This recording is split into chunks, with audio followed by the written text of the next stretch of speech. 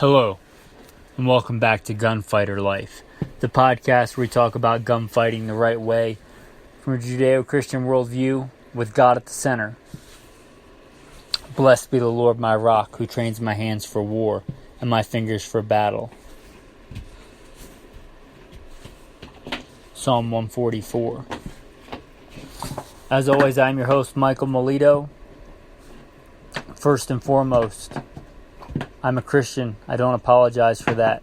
God is number one in my life, and I hope to recognize that in everything, and this podcast is no different. Grew up hunting and shooting at a very early age. Joined the Marine Corps at 17, did a couple of combat tours in Iraq. After my combat tours in Iraq, I was an urban warfare instructor for the United States Marine Corps. Served in law enforcement, police officer for LAPD, a regular assignment, and more specialized assignment. Did quite a few years in law enforcement. Though by God's grace, He got me through some of the nastiest places, war zones around the world, and some of the nastiest streets in the country as a gunfighter. Not because I'm special, because God chose to have mercy on me and had a purpose for me and chose to use me. And by His grace still does. Also served in the U.S. Army, both full-time and part-time, National Guard. I've been a private contractor for a 3-letter government agency that I won't specify. I was the commander of a tactical team in a large metropolitan area where our primary job was to stop active shooters. Very blessed to be the commander of that tactical team and form that tactical team. Part of that ties into the episode today. I have been a professional big game hunter and guide. I have slain all manner of beasts, whether hunting to put food on the table or for recreation, for the joy of pursuing the game, or as a professional hunter and guide. I've slain all manner of beasts, from bear to wolf to mule deer to white-tailed deer to elk, from gray squirrel to prairie dog. I don't apologize for that either. I've been blessed to hunt all over this beautiful country. Started competition shooting even before joining the Marine Corps at 17. I've been blessed to win more shooting competitions than I can honestly remember. Very blessed with those talents, a state rifle and pistol champion a few times over. Again, blessed be the Lord my rock, who trains my hands for war and fingers for battle. Every talent that I have is a gift that's been given to me, and I hope to use it. In the parable of the talents, Jesus says, to he who has, more shall be given, and he will have in abundance. But he who does not have, even what he has will be taken away. Enough about me, let's get into today's topic. We have gone over several Better Know cartridges, and this one, really I could probably do an entire separate podcast on just 9mm and 9mm handgun and 9mm loads. This is not all-inclusive.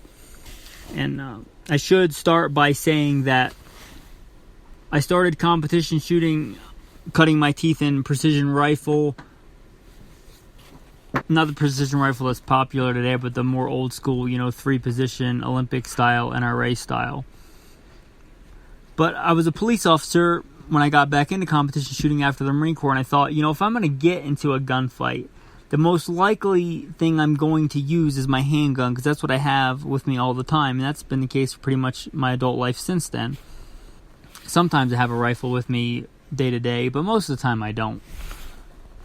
And so I started competition shooting. And when I went to LAPD, that was back when .40 was still the hot thing. Like all the law enforcement, I shouldn't say all, but the vast majority of law enforcement, police, even civilians thought .40 was the hot thing to have. It was the best defensive cartridge. And I was issued the Glock 40, or the .40 caliber Glock, the Glock 22. In my opinion, a horrible gun. Probably one of the worst modern semi-automatic handguns. I went to a .45, and then I started shooting competition. I believe I shot my first, when I got back into competition handgun shooting, USPSA, I believe it was. I started with a Glock 21. That was my duty gun at the time. And quickly realized that I could shoot a lot more and practice a lot more with 9mm and be more accurate with 9mm. And I made the switch to 9mm, like I said, way back when it was not the cool thing, back when everybody thought you had to at least have a .40 or a .45. 45 is acceptable, You got more capacity with a 40. It was by far the most common law enforcement cartridge. Almost nobody was recommending that you carried 9mm. Back then I was seen of like, why would you carry such an old, antiquated round? And it's kind of funny that we've come full circle and it's the law enforcement round again. It's the FBI round again. And I think they made the right choice on that. For the reasons I stated before, you can practice a lot more and shoot a lot more and get a lot more hits on target quickly given the same skill level. I don't want to lie about numbers, but I remember doing this when I was evaluating, and I don't remember if I did 9 versus 40 or 9 versus 45, but I had a competition-sized target at a certain distance, and I don't remember the numbers, but I remember the draw and how many rounds I could get off in a certain amount of seconds, and I remember it being not even close. I could get far more rounds on target in the same amount of time with 9mm, and I thought to myself when I made the switch, not just for competition, but carrying on duty, that there was no way that the 40 was ballistically, or the 45 was ballistically so much better that it was an advantage over being able to get that many more rounds on target quickly with the 9mm. So I made the switch, and I've carried it a long time. It's been my go-to round since I switched, and that was probably circa 2008-9 when I switched from 45 to 9mm, and I still carry a 45 from time to time. But my primary gun for concealed carry and for duty carry is and has been since then 9mm. This won't be a better Noah cartridge in the classic sense that we talk a lot about history, but the 9mm came around in the turn of the century. I believe adopted or has a lineage to the .30 Luger, which even predates the turning of the last century. But the early 1900s, the single digits, and forgive me, I don't remember if it was like 1902 or 1904, 1908. I'm speaking off the cuff here, shooting from the hip, as they say, since this is gunfighter life. As I watch my dog destroy a box that's in the middle of the house, if you can hear that. And it was adopted for the Luger, which is a fantastic handgun. I have shot an old school Luger, and I was getting headshots with it, and it was working reliably, even though it was probably close to 100 years old. At 25 yards, I was hitting a little tiny head plate with it consistently. It was a fantastic handgun. Probably one of the reasons why it caught on and is so predominant today. It's been with us that whole time. The Browning High Power got chambered in it, which is a fantastic handgun, probably far ahead of its time. And countless number of handguns have been chambered in it. Countless number of iconic handguns have been chambered in it. You know, the original Glock, the Glock 17 was chambered in it originally. It's a fantastic gun. It's served... I couldn't even begin to list the amount of militaries and law enforcements around the world that use a 9mm or 9x19 or 9 Parabellum, which is just a cool name in itself. If you've ever studied Latin, which I have. Just a cool name for the cartridge. And I think it just strikes a really good balance of I'd say it's probably more efficient than the other predominant cartridges. And it's more shootable, and it still maintains a good amount of lethality for a handgun cartridge, understanding that most handgun cartridges aren't lethal. Last time I checked stats or heard stats, and I don't know that you could ever have exact numbers on this, so don't take this as gospel, but about 80% of handgun wounds are not fatal, whatever caliber it's in. But that being said, as far as effectiveness of handgun goes, it's pretty effective, and it's very shootable. And economy of scale, it's cost effective to shoot. For all those reasons, it's a fantastic cartridge. I often will go against the trend and buck the trend and kind of do my own thing just because that's, I guess, the way that I am, the way that God made me. But I don't do that when it doesn't make sense. 9mm is the most prolific handgun defensive cartridge, I think, for very good reason. So, now that, with all that being said, a little bit of the history, a little bit of why it's so prolific today, let me talk about some of my favorite 9mm loads. Now, I'll start off, not at the beginning, but I'll start off with fairly recent history.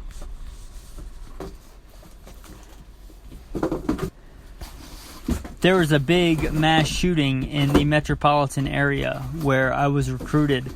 I was, like I said, a private contractor for a 3-letter government agency. By God's grace, I was recruited in that metropolitan area after a big active shooter incident to form a SRT team, a special response team. A group of very well-trained, professional, highly effective tactical unit to stop active shooters. And I was very blessed to be the commander of that and to form that team. And when it came to the handgun cartridge, I had no question it was going to be the 9mm. Now, I'm also not a dictator. I let my men pick other things if they wanted to carry a .45 or if they wanted to carry other calibers. I let them do that. But I encouraged the 9mm, saying that I would supply the 9mm. The company would supply the 9mm ammo, but if they wanted to carry something else, they had to supply that themselves. And even I myself sometimes would carry a .45, just for mission-specific reasons. But I also came down to me picking the load. And there are a lot of good 9mm loads out there. The one I'm going to recommend is the one that I settled on, so obviously that's probably the one I'm going to recommend to you. And that is the Speer. The Speer Gold Dot 147. I like heavy for caliber 9mm loads because I personally like the recoil impulse better. When it comes to the heavy for caliber bullets in the 9mm, to me they tend to have more of a slow rolling recoil impulse versus a snappy, quick impulse. And, this is not black and white. Some people like a snappy recoil that returns quickly. Some people like the slow roll of the, less choppiness of the heavier for caliber 9mm loads. I like them for that reason, and I also like them for ballistic performance. When a bullet strikes something, it immediately starts, as soon as it leaves the barrel pretty much, it immediately starts losing velocity. And as soon as it hits something, it starts losing velocity. But it will hold on to that mass. I like the heavier mass bullets. I think they do well ballistically. I think no matter how good modern technology is, bullets don't always expand.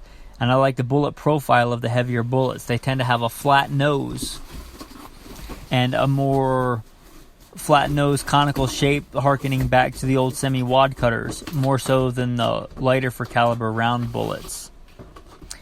And if they don't expand, those bullet shapes tend to do a little bit better. And they also tend to do a little bit better through barriers. In general, I know there are exceptions. For those reasons, I settled on the Speer 147 Gold Dot, and with the big caveat of the next reason I'm going to give. Because Speer wisely makes a matching in their Gold Dot line practice round. They make the Speer Lawman 147, which they designed to match the same bullet diameter, obviously bullet diameter, but the same bullet geometry, the same velocity. So you can practice with ammo that's affordable. You're not paying $1, $50, $2 a round to practice with. And if it feeds that Speer Lawman, there's no reason why it shouldn't feed the Speer Gold Dots. Don't be the guy that, goes and shoots Winchester white box 115 grain and then loads up your 124 grain plus Ps and don't practice with them, because there's no guarantee, even if it's a really good gun and really good ammo, that gun is going to work with that ammo. I've had that happen before with Glocks, that are supposed to eat everything, but they just didn't like a particular load. Don't trust your life to something that's unproven. And I like the Speer 147 Gold Dots and the Speer 147 Lawmans for that reason. Now, that being said, if you tend to prefer the lighter for caliber, I would recommend, like the Speer 124 grain Gold Dots or the Speer 124 grain Lawmans. And they even do the same thing with 115 grain. But my primary load that I'm going to recommend is the Speer Gold Dot 147s and the Speer Lawman 147s. That would be my go-to, and it was when I had to pick. My second go-to that I would pick personally for me, not if I was arming a large group of people, but I like, because I generally tend to prefer guns with longer barrels. Let me back up. I let my guys carry whatever they wanted, provided they shot it well and they could qual with it, and our qual was very demanding. But some guys would want to carry a smaller gun, a Glock 19, or sometimes we did covert stuff and they chose the Glock 19. And those Spear 147s tend to do well out of a multitude of barrel lengths. If it was for me personally, for a full-size duty gun, which I almost always carried on duty, would be the Winchester Ranger T. That is their new preeminent line, Winchester's lineage from the old Black Talon days. The Winchester Ranger T M147. And you can also get Winchester 147 grain ammo that has a similar bullet profile. So you can do the same thing I just talked about. And to me, that's most important. The most important aspect when choosing a defensive load in anything, but also applies to 9mm, is getting a round that shoots the same point of aim, point of impact, and getting ammo that you can practice with that works the same as your let's say, defensive ammo. Because what good does it do you to practice all the time, like I said, with your Winchester White Box 115 grain, which I'm not knocking that ammo, but if you're doing that and you're carrying, Winchester 127 grain plus P plus Ranger Ts, unless there's some freak coincidence, they're probably not going to shoot in the same place. And a lot of times they can shoot drastically in a different place. So I'd rather have a round that was less ballistically effective, that I hit exactly where I was aiming. Because to me, shot placement is far more important. If you can afford to do all your practicing with their Winchester 127 plus P plus, it's a great round ballistically. But I generally don't like to practice with $2 a round ammo. But if you can, hats off to you. But I like to practice with, the guns that I trust my life to and count on saving other people's lives with. And I want to be able to hit where I'm aiming. To me, that's number one important. And those loads let me do that. If you go to something different, my third, before I go to the other something different, my third option, which I really, really like, which I haven't been able to find for a while, which is why it's my third option. I'm not sure if they still make it, but it was a wise choice for Winchester. They made the Winchester Train and Defend. The Train was the practice ammo, and the Defend was the defensive ammo. It was designed on the same premise as the Spear Lawman and the Spear Gold Dot. It was designed to match your practice ammo with your shooting defensive ammo. Anyway, my dog is, my puppy Rhodesian Ridgeback is being a little obnoxious right now, which is kind of great and adorable. But where was I? That Winchester Train and Defend, which also came in the 147s, I really, really like that. It also came in other calibers, if you're looking at that. Like I said, I haven't seen it in a long time, since pre-pandemic days. And I know a lot of ammo has been hard to find, but that's one reason I would recommend that third. You'll notice none of my top choices were plus P rounds. I don't generally like plus P rounds for the fact that, like I said, I like to practice, and I don't generally practice with plus P rounds. I think they're hard on a gun, and I think if you do like a circle test, putting whatever you consider to be your kill zone on a target at, let's say, 3, 5, 7 yards, and do drills with that, I think you'll get more rounds on target quickly, more consistently with not plus P ammo. And for me, I think most shooters shoot it better. And to me, shot placement is more important than plus P ammo. That being said, I have a couple recommendations if you just want the plus P ammo. My number one is an old school round, but it was my first, either my first or my second 9mm round that I carried. And it's the Winchester 9BPLE. Not a super, I guess, great marketing name, but you can look it up. It's the Federal 9BPLE. It is 9mm plus P plus. I ran that. My first, I believe, duty 9mm gun was a Smith & Wesson M&P Pro. Great gun. That's what I went and did my FBI firearms instructor class with. That ammo is great. It has a very good proven track record, the Federal 9BPLE, and it is 9mm plus P plus. Make sure your gun can handle it. Not all guns can. it is plus P plus. The other one I will give you is also plus P plus. If you're going to go hot, you might as well go hot. And it is the Winchester 127. I believe it's either just a regular Ranger or Ranger T 127 plus P plus. Also has a good track record, so I'd recommend those. What I would recommend for a new shooter, because a lot of times new shooters will go and just buy ammo used to be able to buy it at Walmart. I guess Walmart doesn't sell handgun ammo anymore, which is a sad time in America, I guess. But anyway, there used to be a time you could just go to Walmart, but I guess most big box stores, wherever you are, you're probably going to go in and find Remington or Winchester or Federal 115 grain. It's the most common 9mm load. And if that's how you're going to buy your practice ammo, I would recommend buying a defensive load that matches that. And you have to test this in your gun. If it's not specifically designed to match, you got to test it out. So find a defensive load in 115 grain with a similar bullet profile, similar advertised velocity, and just because it advertises the same velocity does not mean it'll be the same out of your gun. So like I said, you gotta buy a box or two and test it. But if you're gonna shoot the 115 grains, I would recommend the 115 grain Spear Gold Dots. If you don't wanna, the load that I mentioned before has a not plus P counterpart, which is just the Federal 9BP. Federal 9BP, and it's usually pretty affordable, and you usually get it in a 50 round box instead of a 20 round box. Probably not something you're going to find at a big box store, but if you're a defensive load, order a couple boxes online, and that should last you quite a while. And if you shoot your Federal 115 grain, which is a good load, then you might try practicing and carrying that, making sure it works in your gun and it shoots in the same point of aim, point of impact. To me, again, that's the most important. So for the 115 grains, I would recommend the Federal 9BP or the Spear Gold Dot 115 grains.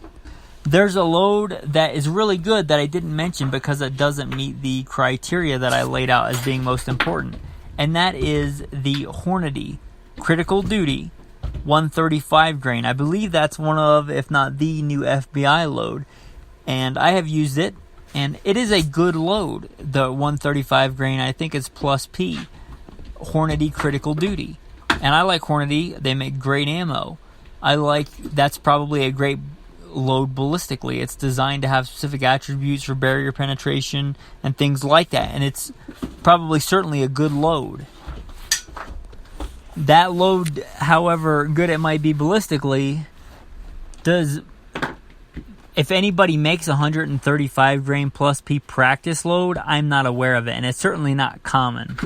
So for that reason, that load's probably a good load, but a lot of the guys on the team, I don't know if a lot, but it was suggested that we use that load for the SRT team, Special Response Team, and I didn't go with it for that reason, because I'm not going to spend that much on. I'd rather my guys be able to practice more, and I don't know of any good affordable option in 135 grain 9mm load with that similar bullet geometry to practice with. Myself and anybody that I'm teaching or training or in charge of that's defending their life and other people's lives to hit where they're aiming. Like I said, that's the number one criteria. If I didn't mention your load or something like that, by all means leave a comment in the review. Leave a review and leave a comment. That's a good way to get it seen. Or you can always message me. Go to goodshepherdtraining.com. Goodshepherdtraining.com is the umbrella that houses this podcast, also the Alpha Male podcast. And if you care about the important stuff, Simple Man Sermons, the preachings of a simple man called by God to share the good news of Jesus Christ. Anyway, go to goodshepherdtraining.com. You can contact me on there. If you want to contribute to the podcast, if you think this content was worth a fraction of the cost of a box of ammo, consider going there and being a patron. To all the patrons that I have, thank you so much. I am truly humbled that anybody listens to this, that God chooses to use me at all. I am humbled, and I am very humbled that you guys choose to support and be part of this tribe. And I'm very blessed by that, and I don't take that for granted, hopefully. And I just wanted to say thank you. And if you do want to become a part of the tribe like that and support for as little as $1 a month, you can go to Patreon. Again, go to goodshepherdtraining.com. Scroll down. There's a Patreon link on there. You can click on that and give whatever you want. And if you don't want to, don't feel guilty about it. If you want to support in other ways, don't forget to like, subscribe, comment, and leave a review of the podcast.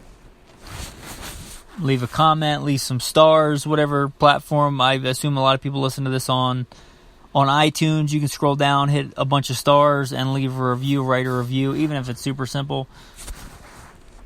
Hey, great podcast, or hey, your audio quality could use some work, but good content. Whatever you want to write. I'm not telling you what to write. You write what you think is justified.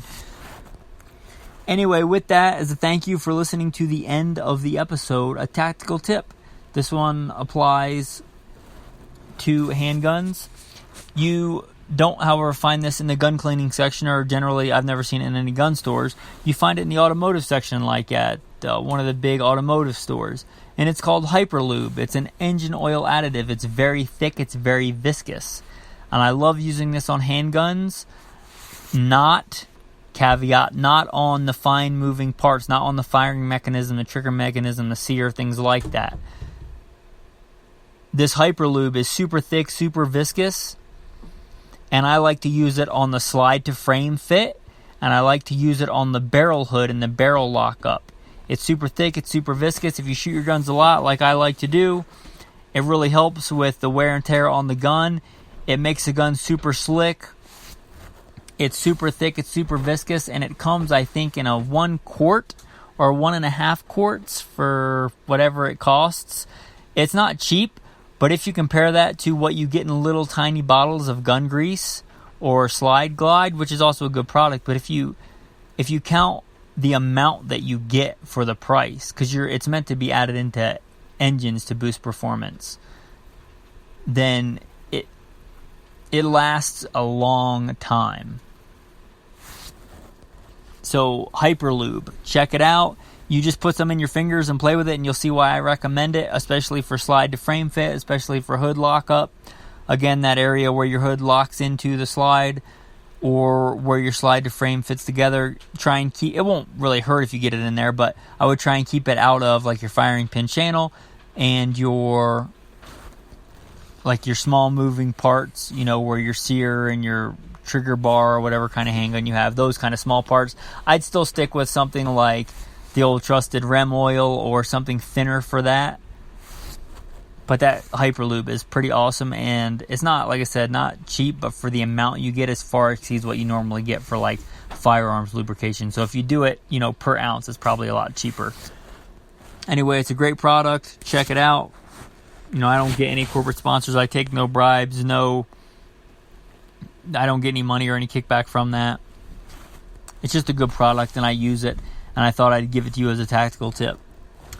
And I'm going to give you another one, since I was thinking about it today. I was doing some drills on iron sights and red dots, and as you heard in the bio, I was LAPD. I don't think that LAPD's qual is the best qual out there by far, but I think it is good in terms of most law enforcement quals, and I think that one of the stages they have is fantastic for the concealed carrier self-defense person, which I assume a lot of you guys listening to this are.